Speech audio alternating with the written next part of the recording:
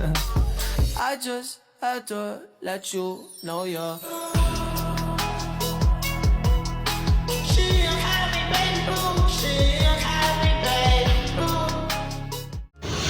Halo, perkenalkan nama saya Rizky Amadianisa dengan NIM 85868591 Fakultas Keguruan dan Ilmu Pendidikan.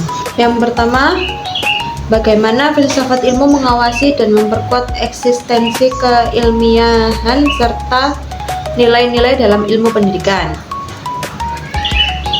Mari kita lihat bagaimana filsafat ilmu mengawasi dan memperkuat eksistensi ilmu pendidikan.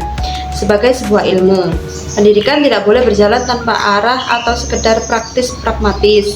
Filsafat ilmu hadir sebagai pengawal objektif yang mengawasi keilmiahan ilmu pendidikan, memastikan bahwa teori-teori pendidikan yang lahir didasarkan pada metodologi yang valid dan dapat dipertanggungjawabkan. Selain itu, filsafat ilmu memperkuat nilai-nilai dalam pendidikan dengan cara terus mempertanyakan untuk apa manusia dididik.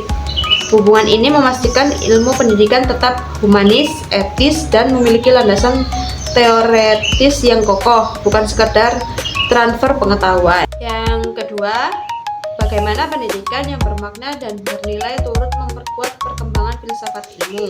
Hubungan ini tidak searah, sebaliknya praktik pendidikan yang bermakna dan bernilai juga turut memperkuat perkembangan filsafat ilmu. Melalui proses pendidikan yang kritis, lahir pemikir-pemikir baru dan dinamika masalah nyata di lapangan, seperti tantangan moral di era digital.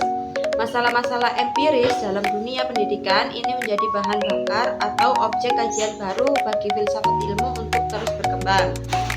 Tanpa pendidikan, filsafat ilmu akan menjadi menara gading yang sunyi. Pendidikanlah yang membumikan dan menguji validitas gagasan-gagasan filosofis tersebut. Yang ketiga, mengapa filsafat ilmu dapat disebut sebagai pisau analisis atau ontologi, epistemologi, aksiologi dalam membeda persoalan pendidikan? Jawabannya terletak pada 3 pilar utamanya: ontologi, epistemologi, dan aksiologi. Ontologi membeda apa yang menjadi hakikat pendidikan dan objek formalnya, misalnya hakikat manusia sebagai makhluk yang dapat dididik. Epistemologi membeda bagaimana cara memperoleh pengetahuan atau menyusun kurikulum tersebut secara ilmiah, valid, dan efektif. Aksiologi membeda untuk apa atau nilai kegunaan dari ilmu pendidikan tersebut, termasuk etika dan moralitas penerapannya. Dengan pisau analisis ini, kita tidak hanya melihat masalah pendidikan di permukaan, tetapi mampu membongkar akar masalahnya secara radikal dan menyeluruh. Oke, yang terakhir, contoh konkret penerapan filsafat ilmu dalam praktik pendidikan, misalnya dalam kebijakan, kurikulum, atau proses pembelajaran. Sebagai contoh konkret, mari kita lihat penerapan kurikulum Merdeka saat ini secara ontologis. Kurikulum ini memandang siswa sebagai individu unik yang memiliki potensi berbeda, bukan kertas kosong. Secara epistemologis, pembelajarannya bergeser menggunakan metode project based learning untuk membangun nalar kritis, dan secara aksiologis orientasinya adalah membentuk karakter melalui profil pelajar Pancasila agar ilmu yang didapat memiliki kebermanfaatan moral. Ini adalah bukti nyata bagaimana filsafat ilmu melandasi kebijakan dan kurikulum pendidikan.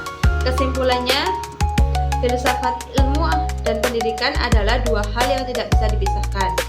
Filsafat memberi arah dan dasar ilmiah, sementara pendidikan mengaktualisasikannya dalam realitas. Sekian presentasi dari saya. Terima kasih atas perhatiannya dan sampai jumpa. Dadah. I just had to let you know you're.